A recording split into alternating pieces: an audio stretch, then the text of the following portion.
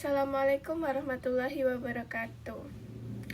Halo teman-teman semua, perkenalkan nama saya Galuh Ayuning Tias dengan NIM 877625973. Pada kesempatan kali ini, saya akan membahas tentang penanganan anak dengan gangguan bicara atau yang sering disebut dengan speech delay. Topik ini penting untuk dipahami karena kemampuan berbicara merupakan salah satu aspek perkembangan yang sangat berpengaruh terhadap kemampuan anak dalam berkomunikasi, bersosialisasi, dan belajar. Masih banyak orang tua yang menganggap keterlambatan bicara sebagai hal yang biasa dan akan hilang dengan sendirinya. Padahal, jika tidak mendapatkan penanganan yang tepat, gangguan bicara dapat memengaruhi perkembangan anak di masa depan. Mari kita memahami karakteristik permasalahan yang sering muncul serta strategi pendampingan yang dapat dilakukan. Karakteristik anak dengan gangguan bicara. Gangguan bicara adalah kondisi ketika kemampuan berbicara anak berkembang lebih lambat dibandingkan anak seusianya. Setiap anak memang memiliki kecepatan perkembangan yang berbeda, tetapi ada beberapa yang perlu diperhatikan. Anak dengan gangguan bicara biasanya memiliki kosakata yang lebih sedikit dibandingkan teman sebayanya. Mereka mengalami kesulitan mengucapkan kata-kata dengan jelas dan terkadang sulit menyusun kalimat sederhana. Halnya, pada usia 2 tahun, umumnya anak sudah mampu mengucapkan beberapa kata dan mulai menyusun kalimat sederhana seperti mau susu, atau mau main. Namun, pada anak yang mengalami speech delay, kemampuan tersebut belum terlihat atau masih sangat terbatas. Selain itu, anak sering menggunakan isyarat, menunjuk benda, atau menarik tangan orang dewasa untuk menyampaikan keinginannya karena belum mampu mengungkapkan dengan kata-kata. Ada juga anak yang memahami apa yang dikatakan orang lain, tetapi kesulitan memberikan respon verbal. Beberapa anak menjadi mudah frustasi karena tidak dapat menyampaikan keinginannya dengan baik. Akibatnya mereka bisa menangis, marah, mengamuk ketika tidak dipahami oleh orang sekitarnya. Kemudian permasalahan yang sering muncul, gangguan bicara tidak hanya berdampak pada kemampuan komunikasi, tetapi juga dapat mempengaruhi berbagai aspek perkembangan lainnya. Permasalahan pertama adalah kesulitan berkomunikasi. Anak sering mengalami hambatan dalam menyampaikan kebutuhan, perasaan, dan keinginannya kepada orang lain. Hal ini membuat komunikasi menjadi kurang efektif. Permasalahan kedua adalah hambatan dalam interaksi sosial. Karena kesulitan berbicara, anak mungkin menjadi kurang percaya diri saat bermain dengan teman sebaya. Mereka cenderung diam, menarik diri, atau lebih memilih bermain sendiri.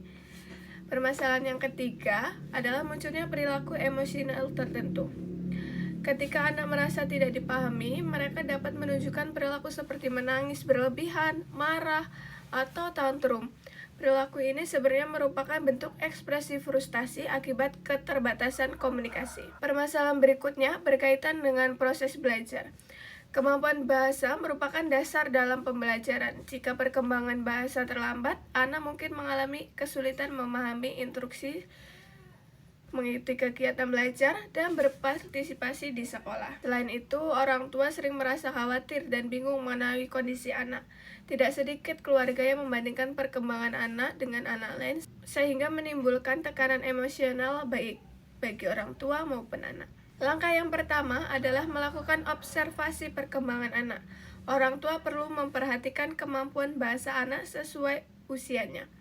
Jika ditemukan keterlambatan yang cukup signifikan, sebaiknya segera berkonsultasi dengan dokter atau terapis bicara untuk mendapatkan penanganan yang tepat. Langkah kedua adalah menciptakan lingkungan yang kaya bahasa. Anak perlu mendapatkan banyak stimulasi melalui percakapan sehari-hari. Orang tua dapat mengajak anak berbicara saat makan, bermain, mandi, atau melakukan aktivitas lainnya.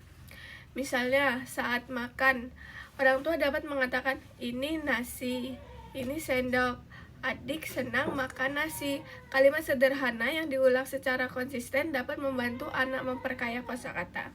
Langkah ketiga adalah memberikan contoh pengucapan yang benar. Jika anak mengucapkan kata yang belum jelas, orang tua tidak perlu memarahi atau menertawakan anak. Sebaliknya, berikan contoh pengucapan yang benar dengan lembut. Contohnya, ketika anak mengatakan cucu, untuk menyebutkan susu, orang tua dapat merespon, "Oh, adik mau susu ya, ini susu untuk adik." Langkah yang keempat adalah mengurangi penggunaan gawai secara berlebihan. Terlalu banyak waktu menonton televisi atau bermain ponsel dapat mengurangi kesempatan anak untuk berinteraksi langsung dengan orang lain. Padahal interaksi langsung sangat penting untuk perkembangan bahasa.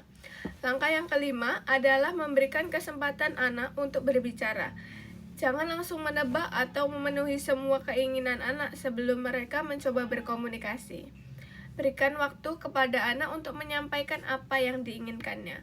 Selain itu, dukungan emosional juga sangat penting.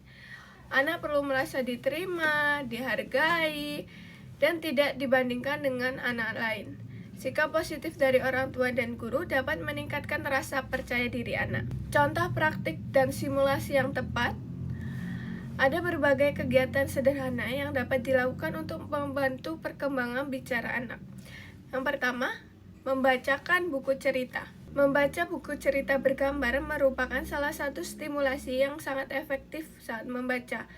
Tunjuk gambar dan sebutkan namanya secara perlahan. Contohnya, ini kucing. Kucing bilang meong, di mana kucingnya? Kegiatan ini membantu anak mengenal kosakata baru dan melatih kemampuan memahami bahasa. Yang kedua, bernyanyi bersama. Lagu anak-anak yang sederhana dapat membantu melatih kemampuan berbicara dan mengingat kata-kata. Misalnya lagu Balonku, Cicak-cicak di dinding. Atau ajak anak mengikuti lirik dan gerakannya agar kegiatannya menjadi lebih menyenangkan. Yang ketiga, bermain peran.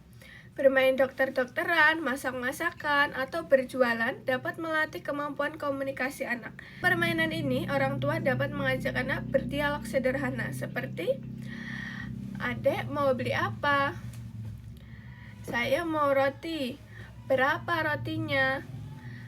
Permainan seperti ini dapat meningkatkan keberanian anak untuk berbicara. Yang keempat, menyebut nama benda. Saat berjalan-jalan atau berada di rumah, ajak anak menyebut nama benda yang dilihat. Misalnya, itu mobil, itu pohon, itu burung. Pengulangan yang dilakukan secara rutin akan membantu memperkaya kosakata anak. Yang kelima, permainan tebak gambar.